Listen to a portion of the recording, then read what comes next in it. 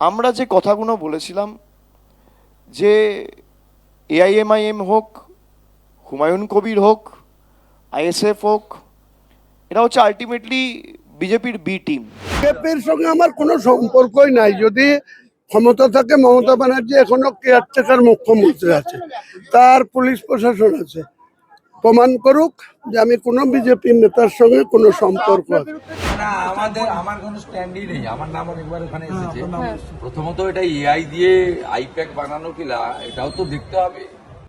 আমরা যে কথাগুলো বলেছিলাম যে এআইএমআইএম হোক, হুমায়ুন কবির হোক, আইএসএফ হোক, এটা হচ্ছে আলটিমেটলি বিজেপির বি টিম, এগুলো প্রমাণিত। এটা আজকে দিনের আলোর মতো স্পষ্ট। আজকে তারা যে আলোচনাগুলো করেছে, আমি যতটুকু আমি পুরোটা ভিডিও দেখিনি, 15-20 মিনিট, আমি 2-4 মিনিট যতটুকু আমি স্নিপেট পেয়েছি, সেখানে বলছে যে মুসলমানদের বোকা বানানো খুব সহজ, হাসতে হাসতে, অবলীলায়, আর তার কেউ যায় আসে না। বলছে 1000 কোটি টাকা দাও, ডিলটা 1000 কোটি টাকার বিজেপির সাথে, আর সেই বিজেপি নাকি সিন্ডিকেট আটকাবে। এখানে নিজেরাই সিন্ডিকেট করে বাংলার সাম্প্রদায়িক সম্প্রীতি নষ্ট করছে, নিজেরা সিন্ডিকেট করে বাংলার মানুষের ভোটাধিকার কাটছে। হুমায়ুন কবির তিনি বলছেন আমার ফেস টাইমে শুভেন্দু অধিকারীর সাথে যোগাযোগ আছে, একাধিকবার কথা হয়েছে। খালি শুভেন্দু অধিকারী নয়, তিনি মধ্যপ্রদেশের মুখ্যমন্ত্রী মোহন যাদবের নাম নিয়েছেন, দেশের প্রধানমন্ত্রী অফিস পিএমওর নাম নিয়েছেন। বলছে আমার সাথে সবাই কানেক্টেড, কথা হয়ে গেছে। আমাকে বলেছে তুমিও গাল দেবে, আমিও বলেছি তুমি গাল দেবে। তো উনি বলছেন যে আমি গাল দেবো, তুমি গাল দেবে, কিন্তু 1000 কোটি টাকা দেবে, আমি ভোট কেটে দেবো। আমরা তো এটাই বলতাম যে এদের মধ্যে গটাপ, এরা আলটিমেটলি বিজেপির বি টিম, সি টিম, মানুষকে বোকা বানাতে চাইছে।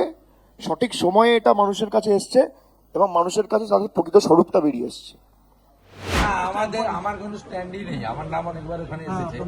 প্রথমত এটা এআই দিয়ে আইপ্যাক বানানো কিনা এটাও তো দেখতে হবে।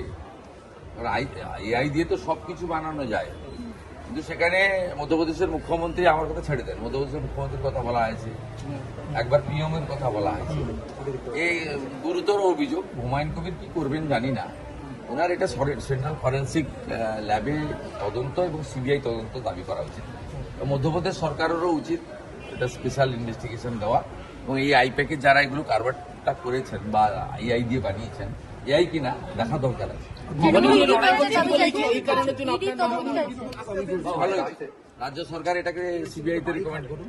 সিবিআই যদি মনে করে এখানে মানি ট্রেল হয়েছে, তাহলে ইডিকে তারা ইডিকে হ্যান্ড ওভার করবে। তৃণমূলকে তো প্রসিডিওর জানতে হবে, সরাসরি ইডিকে দিতে পারে না রাজ্য সরকার।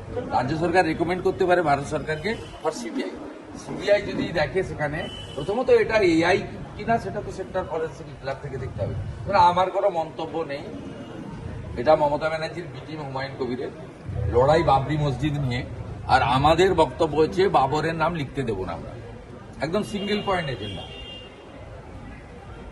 সিঙ্গেল পয়েন্ট এজেন্ডা যে বাবরের নাম আমরা এখানে লিখতে দেব না।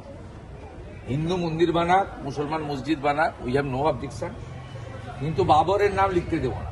বাবর মোগল পাঠানরা ভারতকে লুট করেছে, ধর্ম পরিবর্তন করেছে, মন্দির ভেঙেছে, মা বোনের ইজ্জত নিয়েছে, তাদের কোনো ক্ষমা নেই। আর এগুলো কমপ্লিটলি তৃণমূলের এটিম বিটিম, এরা সমানে ভারতীয় জনতা পার্টির বিরুদ্ধে বক্তব্য রাখে এবং ভারতীয় জনতা পার্টির সম্পর্কে তার আদর্শ, তার বিচারধারা নিয়ে প্রশ্ন হতে পারে।